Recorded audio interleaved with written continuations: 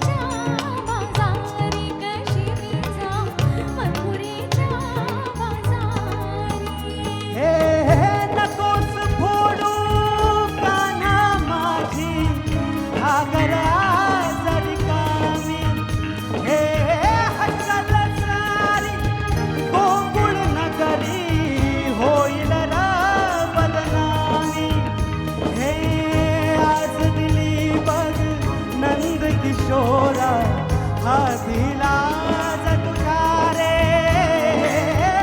रीतीची घागर नशिबी माझ्या शरण तुला मी आले देवा शरण तुला मी आले.